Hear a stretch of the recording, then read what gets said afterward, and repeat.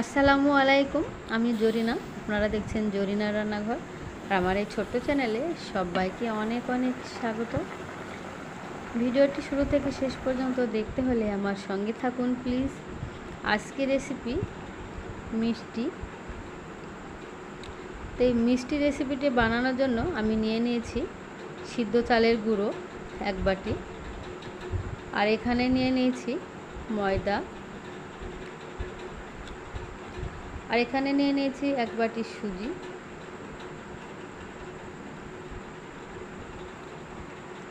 এই 3টে উপকরণ আমি একসঙ্গে এবার কড়াইয়ে দিয়ে দেবো। আর তার আগে দিয়ে দিলাম পরিমাণ মতো লবণ আর 1 বাটি চিনি। এবার আমি দিয়ে দিচ্ছি সিদ্ধ চালের গুঁড়ো, 1 বাটি সুজি, আর দিয়ে দিচ্ছি 1 বাটি ময়দা। এবার আমি ভালোভাবে মাখিয়ে নেব।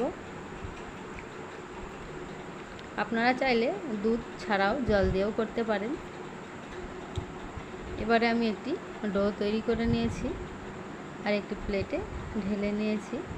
10 মিনিট ঠান্ডা করতে দিয়েছিলাম। এবারে আমি এটা মেখে নেব। এখন আমি নিয়ে নিয়েছি 1 চা চামচের হাফ চামচ বেকিং সোডা। এখন আমি সামান্য পরিমাণে দুধ দিয়ে দিচ্ছি বেকিং সোডা গলিয়ে নেওয়ার জন্য। এবার আমি ঢেলে দিলাম প্লেটে। এখন আমি ভালোভাবে চটকে চটকে মেখে নেব।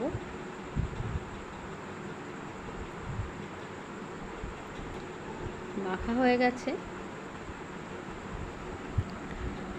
এখন আমি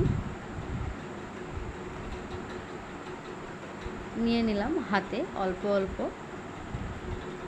এরকমভাবে হাতে নিয়ে 2 হাতের সাহায্যে গোল করে আমি একটু চেপটে নিলাম। তো এরকম করে আমি সবগুলো বানিয়ে নেব।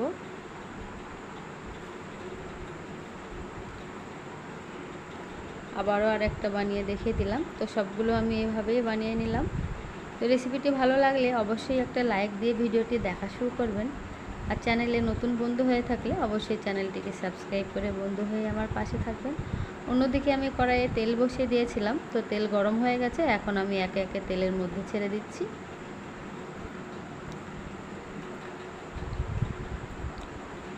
এরকমভাবে মিডিয়াম ফ্লেমে ভেজে নিতে হবে। তো আমি মিডিয়াম ফ্লেমে রেখেছিলাম। ভাজা হয়ে গেছে। এখন আমি প্লেটে তুলে নিচ্ছি।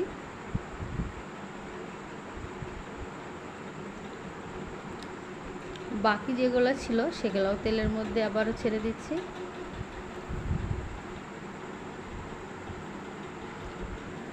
তো এভাবে সবগুলো আমি তেলের মধ্যে ছেড়ে দিয়েছি।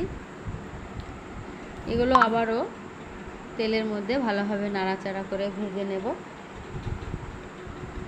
তো এরকম নতুন নতুন রেসিপি পেতে আমার চ্যানেলটিকে সাবস্ক্রাইব করুন আর আমার সঙ্গে থাকুন।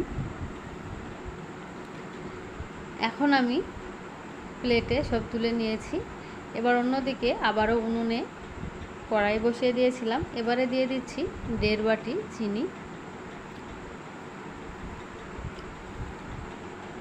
আর ওই বাটির মাপেই 2 বাটি জল দিয়ে দেব। তো আমি 2 বাটি জল দিয়ে দিলাম। এখন দিয়ে দিচ্ছি 2টো এলাচ। জল ফুটে উঠেছে আর চিনি গলে গেছে। তো এরকমভাবে আমি 5 মিনিট ফুটিয়ে নেওয়ার পরে মিষ্টিগুলো সব চিনির শিরার মধ্যে ঢেলে দিলাম। তো এখন আমি চিনির রসের মধ্যে দিয়ে এইভাবে নাড়াচাড়া করে নেব। ঢাকনা দিয়ে আমি 6 মিনিট ফুটিয়ে নিয়েছিলাম।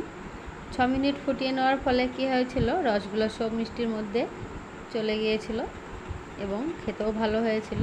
এভাবে 6-7 মিনিট ফুটিয়ে নিতে হবে।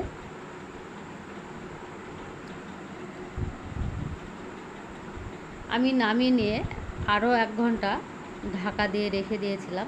তো 1 ঘন্টা পরে আমি আপনাদের দেখাচ্ছি।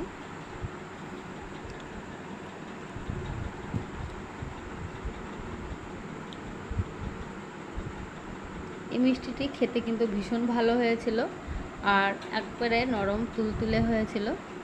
অবশ্যই আপনারা বানিয়ে খেয়ে কমেন্ট করে জানাবেন কেমন হয়েছে। তো এতক্ষণ আপনারা দেখছিলেন জরিনা রান্নাঘর, আর আজকের মতো ভিডিওটি এখানেই শেষ করলাম। দেখা হচ্ছে আগামী দিন নতুন কোনো রেসিপি নিয়ে।